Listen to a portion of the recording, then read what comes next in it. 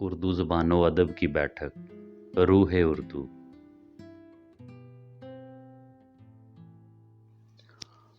روح اردو میں نہم کلاس کے طلباء کا خیر مقدم ہے۔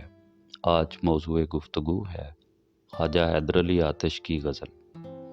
خواجہ حیدر علی آتش کہتے ہیں، رخ و زلف پر جان کھویا کیا، اندھیرے اجالے میں رویا کیا۔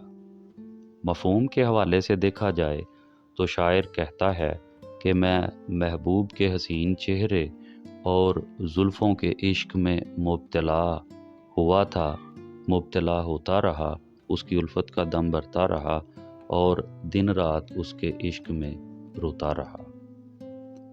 وضاحت طلب شعر میں شاعر نے عشق و محبت کا موضوع پیش کیا ہے اور فرقت کی بات کی ہے، جدائی کی بات کی ہے۔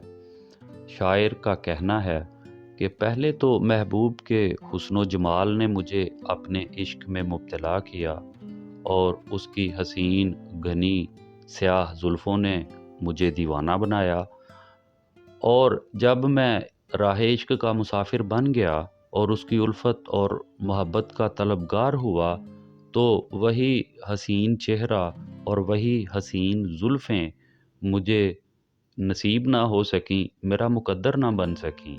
نتیجے کے طور پہ فرقت اور جدائی کا سامنا کرنا پڑا، یعنی کہ جس حسین چہرے کو دیکھ کے شاعر عشق و محبت میں مبتلا ہو گیا، وہی حسین چہرہ پھر اس کا محبوب نہ بن سکا۔ نتیجے کے طور پہ اب شاعر کی زندگی کے شب و روز اس طرح سے گزر رہے ہیں کہ وہ رو رہا ہے اور اپنی ناکامی پر آنسو بہا رہا ہے۔ دراصل شاعر کے کہنے کا مطلب یہ ہے کہ شاعر اس بات کا طلبگار تھا کہ محبوب کا رخ روشن اس کی زندگی کی تاریکی کو اجالے میں بدل دے گا، لیکن اس کی زندگی کی تاریکی تو اجالے میں نہ بدل سکی، لیکن اب جو اس کی زندگی کے شب و روز ہیں، اب جو زندگی کا اندھیرا اجالا ہے، وہ بس روتے اشک باری کرتے ہوئے اور گریہ زاری کرتے ہوئے ہی کٹ رہا ہے۔ جیسا کہ کسی نے کہا کہ ہمیں کوئی غم نہیں تھا غم عاشقی سے پہلے، نہ تھی دشمنی کسی سے تیری دوستی سے پہلے۔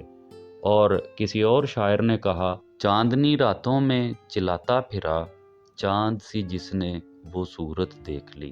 یعنی کہ محبوب کا حسن و جمال شاعر کو عشق و محبت میں مبتلا کرتا ہے، اور پھر راہ عشق میں ناکامی شاعر کا مقدر بنتی ہے، اور ناکامی کے بعد گریہ زاری اور اشک باری اس کا مقدر بن جاتی ہے۔ آتش نے ایسی ہی صورتحال ہمارے سامنے رکھی ہے اور کہتے ہیں کہ یہ سب کچھ اس لیے ہوا کہ وہ محبوب کے حسین چہرے کے اسیر ہو گئے۔ دوسرے شعر میں کہتے ہیں، ہمیشہ لکھے وصف دندانے یار، قلم اپنا موتی پرویا کیا۔ وصف خوبیوں کو کہا جاتا ہے، اوصاف کو کہا جاتا ہے۔ دندانے یار محبوب کے خوبصورت دانت، موتی پرونا موتیوں کو لڑی میں پرونا، یعنی کہ موتیوں کی لڑی بنانا۔ مفہوم کے حوالے سے شاعر کہتے ہیں کہ ہم نے جب بھی محبوب کے دانتوں کا ذکر کیا تو ہمیشہ ہمارے قلم نے موتی ہی پروئے ہیں۔ پہلے شعر میں شاعر نے محبوب کے حسن و جمال کی تعریف کی، اس کی زلف اور رخ کا ذکر کیا۔ اب شاعر محبوب کے خوبصورت دانتوں کے اوصاف بیان کر رہے ہیں۔ آتش کے کہنے کا مطلب یہ ہے کہ ان کے مجازی محبوب کے حسین دانت اس طرح ترتیب سے آپس میں جڑے ہوئے ہیں جس طرح کہ کسی موتیوں کی لڑی میں موتی پروئے گئے ہوتے ہیں۔ تو شاعر کے کہنے کا مطلب یہ ہے کہ جب بھی ہم نے اپنے محبوب کے خوبصورت دانتوں کی تعریف کی تو ہمیں اس بات کا احساس ہوا کہ ہمارا قلم الفاظ نہیں لکھ رہا بلکہ موتی پرو رہا ہے۔ ہمارے لفظ بھی اتنے دلکش ہو گئے، ہمارے لفظ بھی اتنے حسین ہو گئے کہ وہ دیکھنے والوں کو، پڑھنے والوں کو، سننے والوں کو خوبصورت موتیوں کی مانند محسوس ہوتے ہیں۔ جیسا کہ جدید دور کے شاعر احمد فراز نے کہا، سنا ہے بولے تو باتوں سے پھول جڑتے ہیں، یہ بات ہے تو چلو بات کر کے دیکھتے ہیں۔ وضاحت طلب تیسرے شعر میں آتش کہتے ہیں، کہوں کیا ہوئی عمر کیوں کر بسر، میں جاگا کیا وقت سویا کیا۔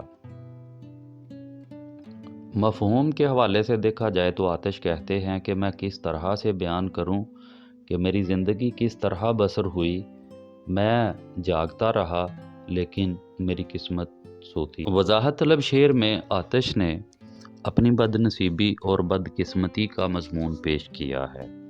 شاعر اپنی بد قسمتی کے بارے میں کہتے ہیں کہ ہماری قسمت ہی الٹی ہے، ہماری تقدیر ہی ہمیشہ ہماری خواہش کے برعکس کام کرتی ہے، ہماری قسمت کے ستارے ہماری خواہشات، آرزوؤں اور امنگوں کے برعکس چلتے ہیں۔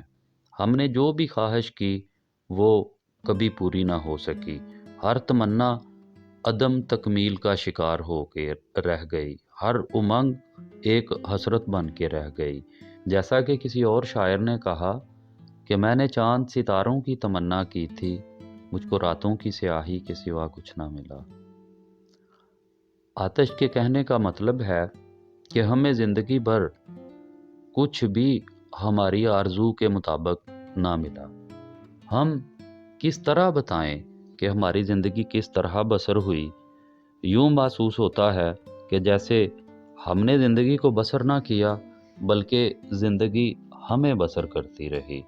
ہم نے محبوب کو حاصل کرنے کی جتنی بھی سعی و تدبیر کی، جتنی بھی قد و کاوش کی، نتیجے کے طور پہ ناکامی ہمارا مقدر بنی۔ ہم نے محبوب کی الفت میں راتیں جاگ جاگ کر گزاریں لیکن تقدیر ہماری سوئی رہی۔ اگر تقدیر بھی جاگتی تو شاید مجازی محبوب ہم پر مہربان ہو جاتا۔ چوتھے شعر میں آتش کہتے ہیں کہ رہی سبز بے فکرے کشتے سخن، نہ جوتا کیا میں نہ بویا کیا۔ سبز، تر و تازہ، بے فکر، بغیر فکر کے، کشتے سخن، سخن کی کھیتی، شاعری کی کھیتی۔ جوتا کیا کہ میں نے کچھ بھی نہ جوتا، نہ جوتا کیا کہ میں نے کچھ بھی نہ جوتا، نہ بویا کیا اور نہ ہی میں نے کچھ بویا۔ مفہوم کے حوالے سے آتش کہتے ہیں کہ میری شاعری کی کھیتی بغیر کسی محنت کے سرسبز اور شاداب رہی۔ دراصل یہ شعر فن شاعری سے تعلق رکھتا ہے۔ شاعر کہتے ہیں کہ میری شاعری میں جو حسن اور تابانی ہے، میری شاعری میں جو دلکشی اور رعنائی ہے، وہ حقیقت میں میری زندگی کی عکاسی ہے۔ میں نے زندگی میں جو غم و الم کے سلسلے دیکھے، جو مصائب اور پریشانیاں دیکھیں، اور پھر راہ عشق پر محبوب کی طرف سے جس طرح کے غم و الم کا سامنا کرنا پڑا، اس سب کے رد عمل میں میری شاعری متشکل ہوئی۔ مجھے اس شاعری کے لیے، شاعری اپنے خیالات کے شاعرانہ اظہار کے لیے کسی طرح کی محنت نہیں کرنا پڑی۔ دراصل شاعر نے یہاں آمد اور آورد کی بات کی ہے۔ آمد کا مطلب یہ ہوتا ہے کہ بغیر کسی تکلف کے ذہن میں فطرتی اور قدرتی طور پر خیالات کی آمد، جبکہ آورد کا مطلب ہوتا ہے کوشش کر کے خیالات کو جمع کرنا اور پھر ان کو شاعرانہ صورت دینا۔ شاعر کے کہنے کا مطلب یہ ہے کہ ہمارا ذہن اتنا زرخیز تھا کہ ہمیں اپنے افکار اور خیالات کے اظہار کے لیے کسی طرح کی کوئی محنت اور مشقت نہ کرنا پڑی۔ جس طرح کھیت میں پہلے ہل جوتا جاتا ہے، بیج بویا جاتا ہے اور پھر کہیں جا کے فصل اور ثمر کی کوئی صورت سامنے آتی ہے، ہمارا معاملہ ایسا نہیں ہے۔ یعنی کہ شاعر نے شاعرانہ طالع کا اظہار کیا۔ مطلب یہ کہ جب شاعر اپنے مقام اور مرتبہ بڑا بڑا چڑھا کے پیش کرتے ہیں تو اس کو شاعرانہ طالع کہا جاتا ہے۔ تو شاعر نے یہاں اپنی شاعری کے متعلق ہی دعویٰ کیا کہ ان کی شاعرانہ صلاحیت جو ہے وہ خدا داد ہے۔ اس کے لیے انہیں کسی ریاضت، مشقت اور محنت کی ضرورت نہیں کرنا پڑی، نہیں کرنا پڑتی، شعر خود بخود ان کے ذہن میں آتے چلے جاتے ہیں، ان کے خیالات کا سلسلہ چلتا رہتا ہے۔ اپنی بات کی وضاحت کے لیے شاعر نے کھیتی باڑی کی مثال پیش کی ہے، جس کے لیے مشقت کرنا پڑتی ہے اور تب جا کے محنت اور کوشش اور ریاضت کا ثمر سامنے آتا ہے۔ 5ویں شعر میں آتش کہتے ہیں، برہمن کو باتوں کی حسرت رہی، خدا نے بتوں کو نہ گویا کیا۔ برہمن بتوں کی پرستش کرنے والے ہندو مذہب کا کوئی بڑا عالم، پنڈت، حسرت ایسی خواہش جو پوری نہ ہو، گویا بولنے والا۔ اللہ تعالیٰ نے انسان کو قوت گویائی دی ہے، جس کی وجہ سے انسان گویا ہوتا ہے، بولتا ہے۔ بت مجسمے کو کہا جاتا ہے۔ شاعری میں بت استعارہ ہے محبوب کا۔ وضاحت طلب شعر کے مفہوم کے حوالے سے دیکھا جائے تو آتش کہتے ہیں، برہمن کی شدید خواہش کے باوجود اللہ تعالیٰ نے بتوں کو بولنے کی طاقت نہ دی، بولنے کی صفت عطا نہ کی۔ شاعر دراصل یہاں یہ کہنا چاہتے ہیں کہ راہ عشق میں محبوب کی جتنی بھی پرستش کی، اس پرستش کے باوجود مجازی محبوب جو ہے وہ شاعر سے ہم کلام نہ ہوا۔ لفظی طور پہ دیکھا جائے تو شاعر کہتے ہیں کہ برہمن کو ہمیشہ اس بات کی حسرت رہی کہ بت اس کے ساتھ گفتگو کریں، اس کے ساتھ کلام کریں۔ برہمن ہندو پنڈت کو کہا جاتا ہے جو بتوں کے سامنے ماتھا ٹیکتا ہے، اس کی پرستش اور پوجا کرتا ہے، اس کی پرستش اور پوجا کرتا ہے۔ اور دیکھا جائے تو برہمن کتنی ہی پوجا کر لے، کتنی ہی پرستش کر لے، ریاضت کر لے، لیکن بت چونکہ پتھر کا ہوتا ہے، وہ بولنے کی صفت نہیں رکھتا، وہ بول نہیں سکتا، کیونکہ اللہ تعالیٰ نے کسی پتھر کو قوت گویائی عطا ہی نہیں کی۔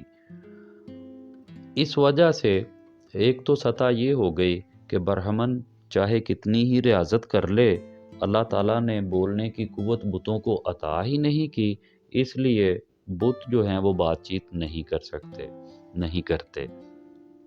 دوسری طرف چونکہ پتھر کا بت جو ہے وہ مجازی محبوب کا استعارہ ہے، اس لیے آتش کی ایک یہ بھی جہت بنتی ہے، ایک یہ بھی سطح ہے شعر کی کہ عاشق چاہے کتنی ہی ریاضت کر لے، مشقت کر لے، اپنے صادق جذبوں کا اظہار کرے، کتنی ہی آزمائشوں سے گزرے، لیکن مجازی محبوب جو ہے وہ پتھر کا بت ہوتا ہے، اس پر کسی جذبہ دل کا کوئی اثر نہیں ہوتا۔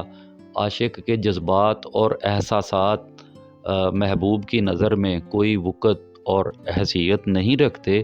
نتیجے کے طور پہ عاشق کتنی ہی ریاضت کر لے، محنت کر لے، محبوب کا رویہ ایسا ہی ہوتا ہے کہ جیسے وہ پتھر کا بت ہے۔ محبوب جذبات اور احساسات سے کوئی غرض نہیں رکھتا، جیسا کہ مومن کا مومن کا شعر ہے، کیوں سنے عرض مضطرب مومن، صنم آخر خدا نہیں ہوتا۔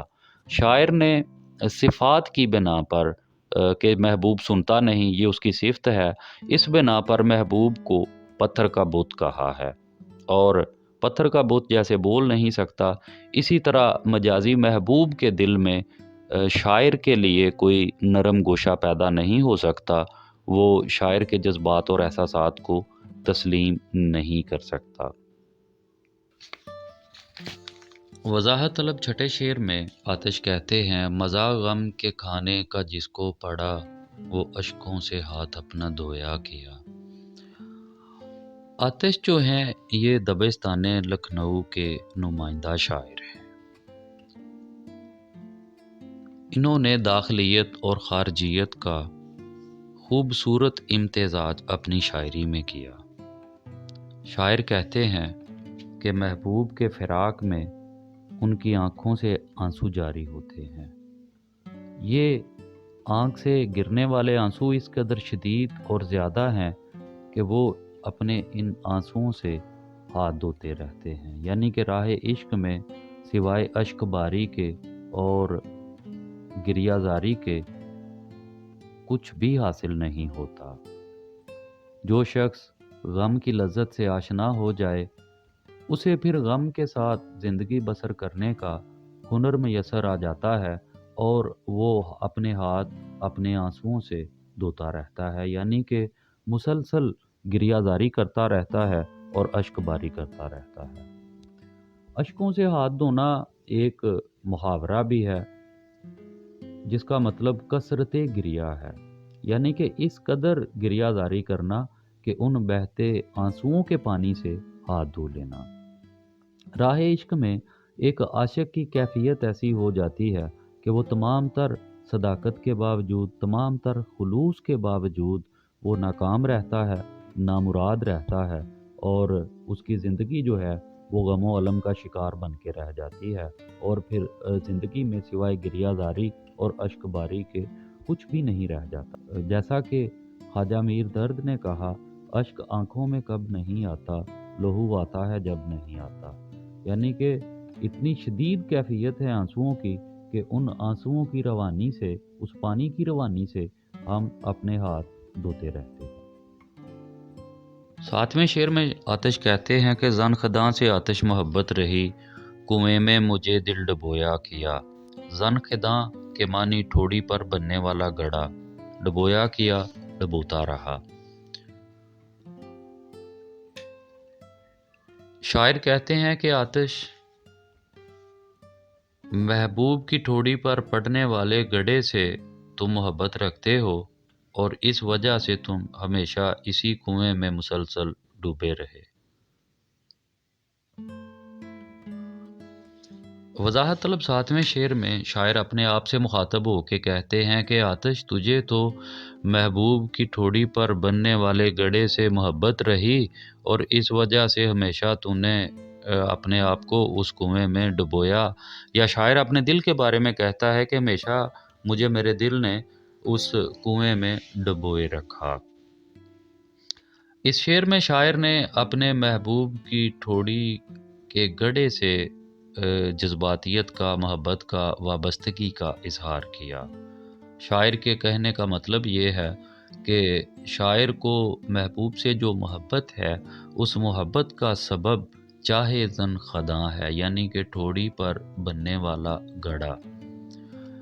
और इसको चूँकि एक कुएं से ताबीर किया जाता है, चाह का मतलब कुआं होता है, तो शायर के कहने का मतलब ये है कि हमेशा हमारे दिल ने हमें इस कुएं में डुबोए रखा। इस शेर में भी शायर ने महबूब के हुस्न जमाल की ही बात की है। शायर को चूँकि अपना मजाजी महबूब जो है वो हर हाल में हसीन ही दिखाई देता है और उसके लिए महबूब की हर अदा, हर अंदाज़ जो है वो बहुत अहमियत रखता है। महबूब हंसे तो शायर को बिजलियां गिरने का एहसास होता है। महबूब की जुल्फ़ें उसे घटाओं की तरह महसूस होती हैं और महबूब की चाल जो है वो शायर के दिल पे एक खंजर का काम करती है। वो बोले तो उसकी बातों से फूल झड़ते हैं और महबूब देखे तो उसकी नज़रों से पलकों के तीर चलते हैं। तो दरअसल ये सब शायरी की रिवायात हैं कि महबूब के हुस्न जमाल का तज़किरा किया जाता है। इसी तरह इस शेर में आतिश ने महबूब की ठोड़ी पर बनने वाले गड्ढे की तारीफ़ की और कहा कि हमेशा हमारे दिल ने हमें इस कुएं में डुबोए रखा।